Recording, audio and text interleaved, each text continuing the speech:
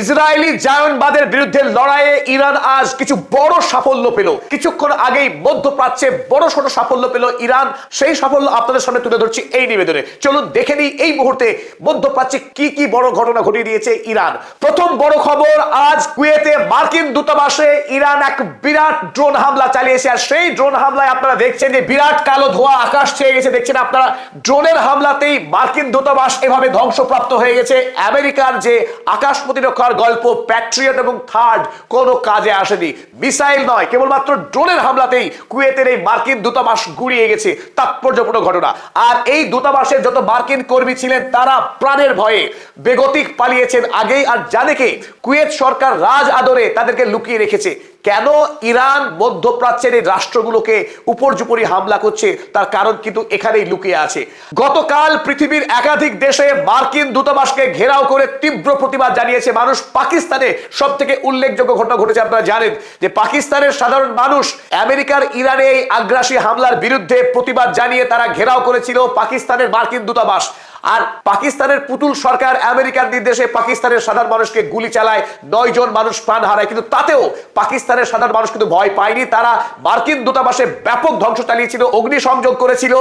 আপনারা দেখেছেন যে শেষ পর্যন্ত পাকিস্তানের এই কাপুরুষ শেহবাজ শরীফ আয়াতুল্লাহ আলী খামেনির মৃত্যুতে শোক প্রকাশ করেছে। এমনকি আমেরিকা এবং ইসরায়েলি আক্রমণ আন্তর্জাতিক আইনি লঙ্ঘন বলে লিখতে বাধ্য হয়েছে শেষ পর্যন্ত। এখন দেখার মধ্যপ্রাচ্যের রাষ্ট্রগুলো এতদিন গোপনে যারা জায়নবাদী শক্তিকে হাত শক্ত করে তারা আর কতদিন এভাবে বেইমানি করতে পারে ইসলামিক রাষ্ট্রগুলোর সঙ্গে। কুয়েতে আজ অপর বড় সড় ঘটনা ঘটেছে। আমরা দেখছি যে আমেরিকার যুদ্ধ বিমান F-15 এই F-15 যুদ্ধ জাহাজ আচমকায় আগুন লেগে ভেঙে পড়ে। এবং সেটা একটি যুদ্ধ জাহাজ নয়, আমেরিকার একাধিক এই ফাইটার জেট আকাশ থেকে ভেঙে পড়তে শুরু করে। এতে আমেরিকার দূতাবাস এবং আমেরিকার সরকারি মহলে ব্যাপক ভয় তৈরি হয়ে যায়। ঠিক কি কারণে মার্কিন শক্তিশালী ফাইটার জেট ভেঙে পড়ছে, এতে কিন্তু সারা পৃথিবীতে এই খবর ছড়িয়ে পড়ার পর একটা বিস্ময় কৌতূহল শুরু হয়। এমনকি যারা ধর্মবিশ্বাসী মানুষ তারা এটাকে কুদরতি ঘটনা বলেও বর্ণনা করেছে। স্ক্রিনে আপনারা যে ছবিটি দেখছেন যে ফাইটার জেট দাও দাও করে জ্বলছে, এই ছবিটা ইরান সরকার অফিসিয়াল ওয়েবসাইটে ভিডিও প্রকাশ করেছে, তার স্ক্রিনশট। কুয়েতে এই মার্কিন জেট ভেঙে পড়ার ঘটনা সারা পৃথিবীর বিভিন্ন খবরে কাগজে প্রকাশ করেছে। চীনও এই খবরকে কনফার্ম করেছে। চীনা একটি দৈনিক লিখেছে, Kuwait says several US warplanes crash, crews in stable condition. যদিও মার্কিন বায়ুসেনারা অক্ষত আছেন কিন্তু প্লেনগুলো সব ধ্বংস হয়ে গেছে। সেই প্লেন ধ্বংসের একাধিক ছবি আমাদের হাতে এসেছে, আপনারা দেখুন, একটি দুটি। এবং বায়ুসেনারা প্যারাশুটে তারা সেফ ল্যান্ডিং করেছে, কিন্তু বিমান সম্পূর্ণরূপে ধ্বংস হয়ে গেছে। এই প্লেন কিভাবে ধ্বংস হলো, তাতে কোনো ড্রোন হামলা হয়েছে কিনা বা মাটি থেকে গুলি করে শটডাউন করা হয়েছে কিনা প্লেনকে, সেই বিষয়ে এখনো কোনো সঠিক তথ্য সামনে আসেনি। কিন্তু জরুরি ভিত্তিতে এদের তদন্ত চলছে। আরো লেটেস্ট আপডেট আপনারা দেখুন, আল জাজিরা তারা আজ আরো এর উপরে ডিটেল জানিয়েছে। Kuwaiti authorities are operating in coordination with the US. Kuwaiti authorities are cooperating, they are coordinating with the US authority. কুয়েতের প্রশাসন তারা মার্কিন প্রশাসনের সঙ্গে একযোগে কাজ করছে এই সমস্ত বায়ুকর্মীদেরকে উদ্ধার করা, তাদেরকে হসপিটালে ভর্তি করা, সুস্থতা দান করা, এই কাজে নিমিত্ত আছে এখন কুয়েতি প্রশাসন। তাহলে কুয়েতি প্রশাসন আর মার্কিন প্রশাসন তারা যে এক, এবং এই কারণেই ইরান যে হামলা চালাচ্ছে কুয়েতে একাধিক জায়গায়, তাতে কোনো সন্দেহ নেই। অর্থাৎ ইরানিয়ান ইন্টেলিজেন্স তারা সক্রিয়, তারা জানে যে আরব দুনিয়ার এই গালফ কান্ট্রিজ কিভাবে আমেরিকা ইসরায়েলকে সাহায্য করছে যুদ্ধে, আর কিভাবে সাহায্য করছে তার পুঙ্খানুপুঙ্খ খবর রয়েছে ইরানিয়ান ইন্টেলিজেন্সের হাতে। যদিও আচমকা কুয়েতের আকাশ থেকে মার্কিন জেট ভেঙে পড়ায় বিভিন্ন মহলে নানান রকম গুজব কৌতূহল তৈরি হয়েছে, তবে এই কথা অনস্বীকার্য যে এই প্লেন হাওয়াতে ভেঙে পড়েনি, তাকে ভাঙা হয়েছে।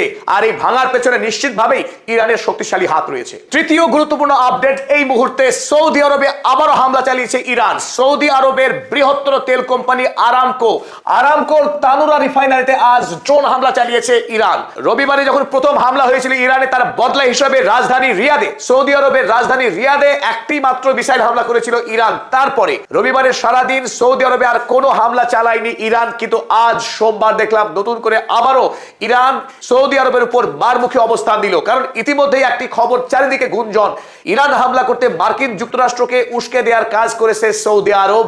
সৌদি আরবের হাত রয়েছে এই হামলার পেছনে। সুতরাং এই মুহূর্তে আজ যে হামলা হয়ে গেল তাতে ইরানের বিরুদ্ধে সৌদি আরবের ষড়যন্ত্র কতখানি বা আদৌ সত্য কি মিথ্যা সেই বিষয়ে আশ্বস্ত না হওয়া গেলেও আজ যেভাবে ইরান এই তানুরা রিফাইনারিতে আক্রমণ করেছে তাতে এক বিরাট অগ্নিসংযোগ ঘটে যায় গোটা রিফাইনারিতে। আপনারা দেখছেন যে কি ব্যাপক তার প্রভাব। এমনি তেল অতি দাহ্য বস্তু, আর সেই তৈল শোধনাগারে যদি হামলা চালানো হয় সেখানে কি ব্যাপক অগ্নিকাণ্ড এবং ধ্বংস হতে পারে তারই কিছুটা নমুনা আমরা এই স্ক্রিন থেকেই আন্দাজ করতে পারছি। সৌদি আরবের সর্ববৃহৎ তৈল কোম্পানি আরামকো, যে আরামকো সারা পৃথিবীতে অন্যতম বৃহৎ তেল সাপ্লাই কোম্পানি। আমরা জানি গোটা পৃথিবীতে এই মুহূর্তে ভেনেজুয়েলাতে সর্বাধিক খনিজ তেলের সঞ্চয় থাকলেও সৌদি আরব হলো সেই দেশ যে দেশ গোটা পৃথিবীকে সর্বাধিক পেট্রোলিয়াম সাপ্লাই করে থাকে।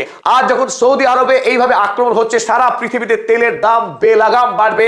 আমেরিকা এবং ইউরোপ আগামী দিনে এক মারাত্মক সংকট থেকে পড়ছে। শুধু আমেরিকা এবং ইউরোপই না, গোটা পৃথিবীতেই তেলের দাম অস্বাভাবিক বেড়ে যাওয়ার কারণে অর্থনৈতিক মহামন্দা আসতে চলেছে, এতে কোনো সন্দেহ নেই। আর এই প্রেক্ষিতে আমরা দেখলাম সৌদি আরবে আরামকো কোম্পানি তারাই তানুরা রিফাইনারিকে অনির্দিষ্ট সময়ের জন্য বন্ধ করে দিয়েছে এবং খুবই তাৎপর্যপূর্ণ বিষয় যে সেখানে কিন্তু কোনো মিসাইল হামলা চালানো হয়নি, ড্রোন হামলা চালানো হয়েছে। ড্রোন হামলাতেই রিফাইনারিতে এইরকম ধ্বংসযজ্ঞ চালালো ইরান। ফলে কথা খুব নিশ্চিত করে বলা যায় যে সৌদি আরব আমেরিকার বন্ধু হওয়া সত্ত্বেও সৌদি আরবের কিন্তু বায়ু প্রতিরক্ষা ব্যবস্থা অত্যন্ত ঠুনকো, কিংবা প্যাট্রিয়ট বা থার্ড আমেরিকার যে বায়ু সুরক্ষা ব্যবস্থা সৌদি আরবকে দেওয়া আছে সেটা মোটেই কাজের কোনো জিনিস না। ড্রোনের সামনেই টিকতে পারছে না সৌদি আরবের বায়ু সুরক্ষা ব্যবস্থা।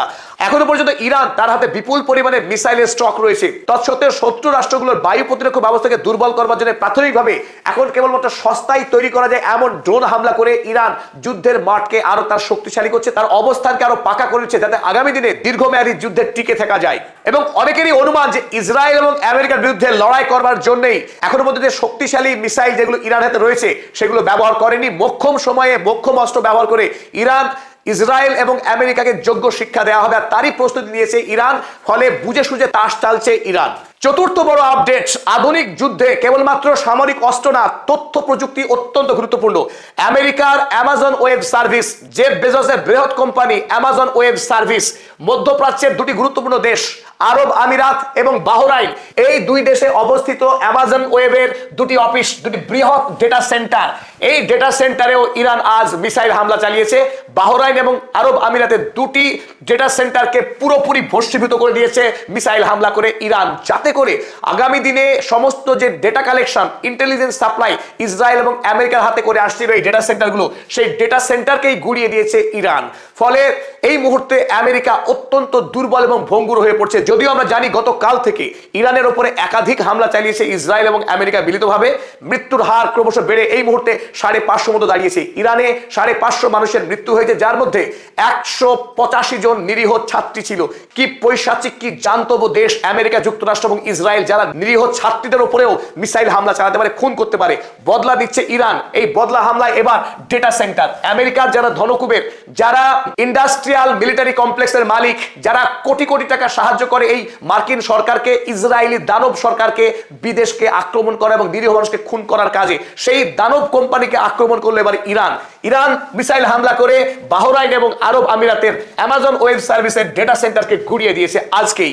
আরো কিছু টাটকা আপডেট নিয়ে আপনাদের সামনে পরবর্তী ভিডিও নিয়ে হাজির হচ্ছি। আর সঙ্গে থাকতে প্রত্যেকে অবশ্যই আমাদের চ্যানেলকে সাবস্ক্রাইব করবেন এবং নির্ভীক সত্যনিষ্ঠ সাংবাদিকতাকে সাহায্য করবেন।